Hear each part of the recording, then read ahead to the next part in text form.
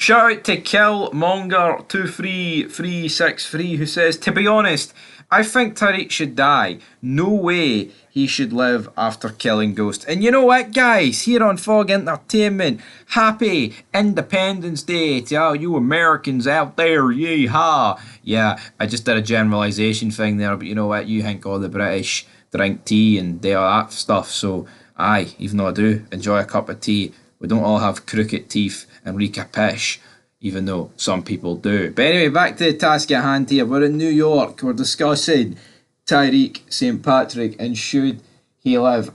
I mean, honestly, I agree that he doesn't really deserve to live considering the amount of people that he's killed, slashed, hurt, ruined their life. And I actually feel like killing him's like the only move that this show's got to make it like worthwhile. Like, I'm not saying this show's horrendous, right? I have enjoyed Power Book 2, right? But am I the only one that sitting here thinking, if this show ends with Tyreek living, it's almost like, it just feels like a fucking waste. And I kind of feel similar to Force. Like, Tommy, I want Tommy to live. I mean, he's an iconic character, yada yada, right? But it's like, it's almost like these spin-offs apart. It just feels like one big fuck. At least with Raising Kanan, there's a lot to fill in, like a lot of blanks to fill in. With these two spin-offs, it's like, yeah, let's just have a bunch of jobber characters around the main characters from the original part and we'll kill them off. Now, stuff has happened. You know, Sax died in this show. We have had Tommy return. We've had Monet in it. You know, Tahara family. We've had Tasha return.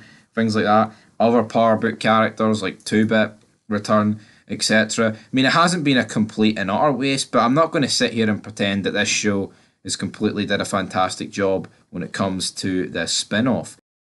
And I look at this final season, there's not an awful lot happening. I think you'd be lying to yourself if you pretended that, there's a lot of great stuff going on. I mean, at the end of the day, what's really happened? I mean, Salim died, another reason probably why people would want Tariq killed.